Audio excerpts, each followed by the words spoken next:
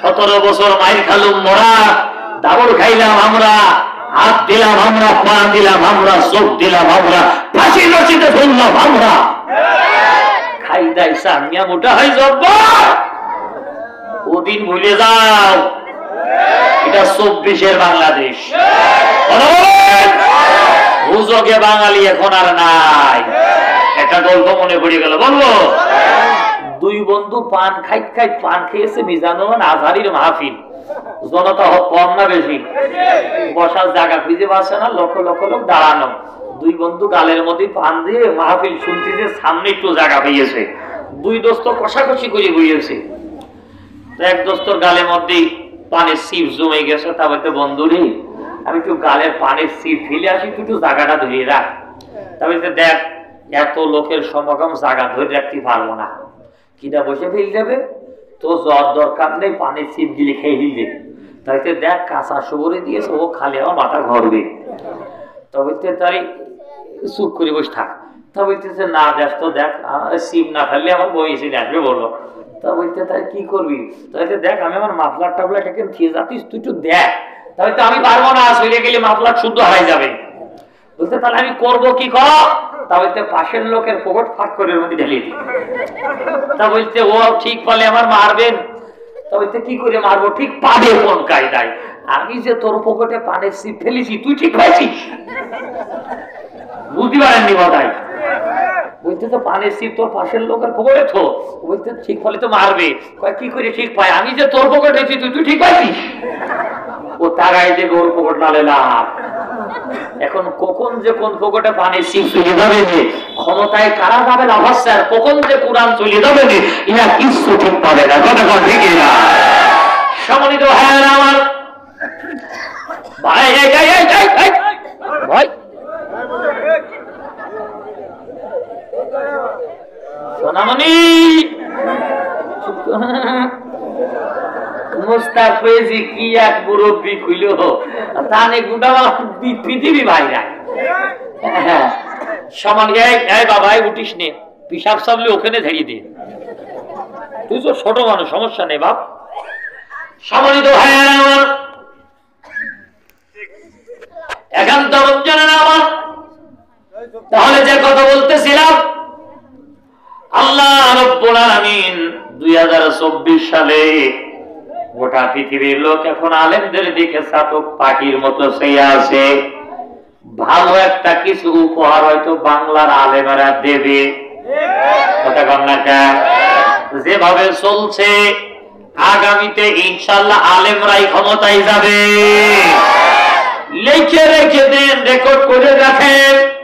বাংলাদেশের যে পরিবেশ এভাবে যদি চলতে থাকে, আবার আমি সেওয়াকে বললাম, মাওলানা এলাকায় খেয়াল রাখবা, খবরদার গুতো বানা, গুতো শুধু ঠেকাই যাবা, গুতো শুধু চান্দাবাজি করবে, টেন্ডারবাজি করবে, দখলবাজি করবে, মারবে, কাটবে, গরু নেবে, মহিষ নেবে, ছাগল নেবে, জোর করে পকেটে টাকা নিয়ে নেবে। এগুলো আমাদের লোক করলে হবে না। আমরা শুধু গুতো ঠেকাই যাব, খেলা হয়ে যাবে বেলুন পেপারে। কথা কম না? গোটা বাংলাদেশে এখন লোক বলতেছে মুদ্রার এপিট আর ওপিট, টাকার এপিট যাও পটু তাই, শুধু এপিট ওপিট না, হুজুররা ভোট যদি দিতে হয় হুজুর দেরি দেব। তাহলে গুতো না মেরে কাম হয়েছে। কথা কম না? এ কথা কেন বললাম? অনেকে মনে মনে ভাবতেছে 16 বছর মাইক খেলা, মামলা খেলা, এখন কিছু করে দিল না, কিছু করে দিল না, কিছু করে দিল না। একটু থাম, কবার মেলা সময় আছে। কথা বল না? সম্মানিত ভাই আমার, আমি আপনাদের সামনে কোরআনুল কারীমের সূরা ইয়াসিন, কোন সূরা? যেহেতু আগামীতে নেতা নির্বাচন করা লাগবে। কি নির্বাচন করা লাগবে? ইয়াসিন মানে নেতা। নেতা মার্কা সূরা আমি তেলাওয়াত করেছি। চাচা চলে যাচ্ছে না? চাচা কোন যাচ্ছে? ও আগস্টি সিলেটে এক চাচা উঠিয়ারও চলে যাচ্ছে। ও চাচা, ও চাচা, ও চাচা কোনে যাইতেছে? চাচা 3 আঙুল দেখাইছে। আর পাশে হাবের শেফ ছিল, আমি জানি ঘরের দোকানে পড়েছি, 1 আঙুল মানে প্রসাদ, 2 আঙুল মানে বাথরুম পায়খানা। তাই বলছো হাবের শেফ 3 আঙুল মানে কি? সিলেট তো 3 আঙুল মানে বুড়ি খাওয়া। কি খাওয়া? বিড়ি খাওয়া। এলাকায় তো আরো সিস্টেম নেই, আছে নাকি ভাই? সম্মানিত ভাইয়েরা আমার, নামাজ, রোজা, হজ, যাকাত, তাসবিহ, তাহলিল, দান, সাদাকা সব আছে, সব আছে, সব আছে। ঈমান নাই, ঈমান নাই, ঈমান নাই। বাংলাদেশে শতকরা 100 জন মুসলমানের 75 জন মুসলমানের ঈমান নেই। অনেকে বলতে পারেন হুজুর এটা আন্দাজে কি করে বললেন, প্রমাণ দিন। এবার প্রমাণ টানেন। রোগ হলে কাঁদেন কার কাছে? ছেলে হাসপাতালে ভালো করিয়ে দেওয়া কার কা বলেন? এরপরে সৃষ্টিকর্তাকে, পালনকর্তাকে, রিজিক দাতাকে, বিধান দাতাকে। বিধান দাতা আল্লাহ মুখী আছে, কাজে নেই। কথা কান না। বিধান দাতা, আইন দাতা মুখে মানি, কিন্তু ভক্তি তাদের যারা আল্লাহর বিধান দিয়ে দেশ চালাতে চাই না, যারা বাপ দাদার আইন দিয়ে দেশ চালাতে চায়, ভোটটা আমরা তাদের দিই। তাহলে রিজিক দাতা আল্লাহ, সৃষ্টিকর্তা আল্লাহ, পালনকর্তা আল্লাহ, আল্লাহ চোখ দাতা আল্লাহ, হাত দাতা আল্লাহ, পা দাতা আল্লাহ, অক্সিজেন দাতা আল্লাহ, নাইট্রোজেন দাতা আল্লাহ। কোন জায়গায় বিয়ে হবে তা ঠিক করার দাতা আল্লাহ। সকালে বান্দা কি খাবে, কি খাইবে তা ঠিক করে কে? বান্দার মৌত কবি হবে তা ঠিক করে কে? তাহলে সব কিছুর দাতা আল্লাহ, কিন্তু বিধান আল্লাহর চলে না, বিধান আল্লাহর চাই না। বিধান কায়েম করতে চাই লেনিনের, বিধান প্রতিষ্ঠিত করতে চাই কালমার্সের, বিধান প্রতিষ্ঠিত করতে চাই আমেরিকার, বিধান প্রতিষ্ঠিত করতে চাই মুজিবারের, বিধান প্রতিষ্ঠিত করতে চাই জিয়াউর রহমানের, বিধান প্রতিষ্ঠা করতে চাই নিজামীর, বিধান প্রতিষ্ঠা করতে চাই চাচা এরশাদের, বিধান প্রতিষ্ঠা করতে চাই মানুষের। বলেন তো দেখি, আল্লাহর জমিন আল্লাহর বিধান প্রতিষ্ঠার চেষ্টা না করে মানুষের বিধান চেষ্টা করবে যারা, ঈমান এদের আছে না গেছে? যখন আছে না গেছে? এরপর কি বুঝতে পারছেন না? তারা শতকরা 75 জন মানুষের ঈমান নেই। তার একটি মাত্র কারণ, তারা আল্লাহর বিধান কায়েম এটা চায় না। 2 নম্বর কারণ হলো রাসূলুল্লাহর আদর্শ দিয়ে দেশ চলুক, এটা তারা চায় না। বলে যে আমরা মুজিবের আদর্শ চাই, কেউ বলে আমরা জিয়ার সৈনিক, জিয়ার আদর্শ চাই, কেউ বলে আমরা নিজামীর সৈনিক, নিজামীর আদর্শ চাই, কেউ বলে আমরা রিজাউল করিমের আদর্শ চাই। না না না না না, আল্লাহ রাব্বুল আলামিন বললেন লাকাদ কানা লাকুম ফি রাসূলিল্লাহি উসওয়াতুন হাসানাহ। একবার জোরে জোরে বলা যাবে কি আল্লাহু আকবার? আদর্শ মানব কার? নবীজির। কার আদর্শ মানব? নবীজির। আমাদের নেতা বিশ্ব নবী মুহাম্মদুর, আমাদের রবকে, রব আল্লাহর নেতা মুহাম্মদ সাল্লাল্লাহু আলাইহি সাল্লাম। এই দুইটা যারা মানবে ঈমান তাদের মজবুত আছে। এই দুইটার একটা যদি স্লিপ হয়ে যায়, আপনার নামাজ, রোজা, হজ, যাকাত, তাসবিহ, তাহলিল কোনো কিছুই আপনাকে জান্নাত দেবে না। আল্লাহি আপনার জন্য জাহান্নাম অপেক্ষা করতেছে। কথা কোন ঠিক না? কিন্তু নামাজ, রোজা, হজ, যাকাত, তাসবিহ, তাহলিল একটু কম আছে, কিন্তু ঈমানটা মজবুত আছে। অল্প আমল আপনাকে জান্নাত পর্যন্ত নিয়ে যাবে। অল্প আমল আদায়ের জন্য যথেষ্ট, যদি সেই আমলটা ঈমান যুক্ত হয়। কি যুক্ত? কি যুক্ত? ঈমান হলো এক। ঈমান কত? আরো জোরে কর। এক আছে, যত জিরো দেবেন একের দাম পাবে না, কমবে। এক নেই, স্বর্ণ দিয়ে দেন, স্বর্ণের কোন দাম আছে? তার ডাইনে আর একটা স্বর্ণ দেন, তার দাম আছে। তার ডানে আর একটা স্বর্ণ দেন, কত হইল? আরো একটা স্বর্ণ দেন, কত হইল? যদি সৈন্য ঢাকা পর্যন্ত দেন, কত হয়? ও সৈন্য সৈন্যই থাকবে, আর বাড়ে না। কিন্তু সৈন্য দেওয়ার আগে, জিরো দেওয়ার আগে একটা এক লিখে দেন। কি লিখে দেন? এক লেখার উপরে ডানি একটা জিরো দেন, এক কি আর এক থাকে না বাড়ে? কত হয়? আর একটা জিরো ডানে দেন, কত হইল? আর একটা জিরো ডানি দেন, কত হইল? যত জিরো দেবেন একের দাম বাড়বে না কমবে? একের দাম বাড়বে। এক হলো ঈমান, এক হলো ঈমান, এক হলো ঈমান। আল্লাহর বিধান যারা চাই না, ঈমান তাদের নেই। নবীজির আদর্শ যারা প্রতিষ্ঠিত করতে চাই না, ঈমান তাদের নেই। তাদের একই নেই। তাদের নামাজ কি হবে?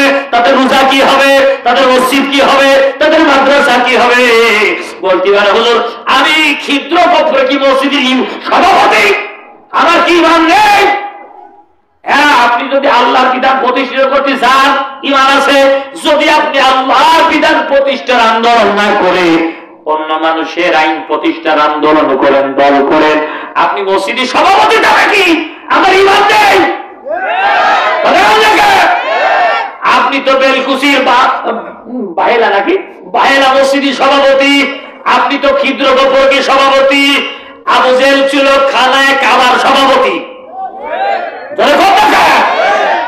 আবু জাহেল কাবা ঘরের সভাপতি। আপনি চিন্তা করছেন ক্ষুদ্র গোপরে কি 2000 টাকা দান করেছি মসজিদে, জান্নাতে চলে গেছি? কান খারাপ করেন। আবু জেহেল কাবা ঘরের ছাদ নিজের টাকা দিয়ে বানাই দিয়েছে। যেন কোন ব্যাপার না। আব্রাহার বাচ্চা যখন কাবা ঘর ভাঙতে এলো, আবু জেহেলের বয়স তখন 17 বছর। কয় বছর? 17 বছরের যুবক। আব্রাহার বাচ্চা কাবা ঘর ভাঙতে এসেছে। আবু জেহেল মাঝখানে খুঁটি জড়াই ধরে বলে আল্লাহ। কার ডাকলো? কে ডাকলো? আরো জোরে বল।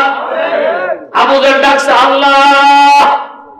দরকার হলে তোমার ঘর বাঁচাতে আমার জীবন দিয়ে দেব, আমার বুকে যত রক্ত আছে সব দেব, তবু তোমার ঘরের কোনো ক্ষতি হইতে দেব না। এবার বেলকুচিবাসী বলেন তো আবু জেহেল আল্লাহর ঘরে ভালোবাসে না বাসে না? ওই ঘরের ছাদ বানাই দিল আবু জেহেল। ওই ঘরের সভাপতির দায়িত্ব ছিল আবু জেহেল। এখানেই শেষ নয়, হাজী সাহেবদেরকে বিনা টাকায় পানি পান করাতো, বিনা টাকায় খেজুর খাওয়াতো, শীতের মৌসুমে একটা করে ভালো দামি কম্বল দিত। এখানেই শেষ নয়, আবু জেহেলের মাথায় ছিল নবীজির মাথায় টুপি, আমার মাথায় কি? সভাপতির মাথায় কি? আবু জেহেলের মাথায় ছিল টুপি, আমার মুখে কি? নবীজির মুখে কি? প্রধান অতিথির মুখে কি? আবু জেহেলের মুখে ছিল দাড়ি। আমার সভাপতির গায়ে কি? জুব্বা। কি? নবীজির গায়ে জুব্বা, তাই আমরা জুব্বা দিই। আবু জেহেলের গায়ে ছিল জুব্বা, হুজুরের মাথায় পাগড়ি, আবু জেহেলের মাথায় ছিল পাগড়ি। এই কথা বল না? তাহলে এবার একটু মিলান দিনি। আবু জেহেল খানায় কাবার সভাপতি, কাবা ঘরের জন্য জীবন দেব, তো ঘর ভাঙতি দেবে না। কাবা ঘরের ছাদ বানাই দিল, টুপি আছে, দাড়ি আছে, জুব্বা আছে, পাঞ্জাবি আছে, পাগড়ি আছে।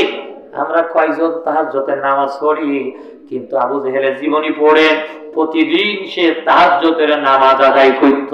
খানায় কাবায় গভীর রাত্রে যে গুনগুন গুনগুন করে কাঁদত। তাহলে আবু জেহেল তাহাজ্জুদ গুজারি। এখানেই শেষ নয়, আবু জেহেল হাজিদের পানি পান করালো, খেজুর দিল। বলেন তো দেখি এই আবু জেহেল জান্নাতি না জাহান্নামী? একটু আস্ত হয়ে গেল যে কেন কেন কেন? কারণ একটা আবু জেহেল আল্লাহ আছে মানবে, আল্লাহর ঘরে ভালোবাসবে, টুপি দাড়ি জুব্বা সব মানবে, কিন্তু আবু জেহেলের কথা হলো বাবু দাদার আইন দিয়ে দেশ চলবে, আমরাই থাকবো না, তা আমাদের আদর্শ মানুষ মানবে, নবীর আদর্শ বাস্তবায়ন হতে দিতে চাই না। তাহলে আবু জেহেল চাই বাপ দাদার আইন দিয়ে সমাজ চলবে, তাই আবু জেহেল নামাজ রোজা হজ যাকাত আবু জেহেল মসজিদ বানাই দিল, মসজিদের সভাপতি হইল। এরপর আবু জেহেল জাহান্নামে গেল। একটা মাত্র দোষ, বাপ দাদার আইন দিয়ে সমাজ চালাবে। আজ যদি কেউ বলে আমার বাপের আইন দিয়ে, স্বামীর আইন দিয়ে দেশ চলবে, তাহলে বলেন তো দেখি ওরা নামাজ রোজা হজ যাকাত তাসবিহ তাহলিল দান সাদকা মসজিদ মাদ্রাসা সামাজিক কাজ এগুলো জান্নাত দেবে না জাহান্নাম দেবে? জোরে বলেন। জাহান্নাম দেবে। তাহলে আলাহুল খালকু ওয়াল আমর, জমিনদার আইন চলবে। জোরে বলতে হবে, জমিনদার আইন চলবে। কারা কারা রাজি আছেন? দু হাত দেখান। লিল্লাহি তাকবীর।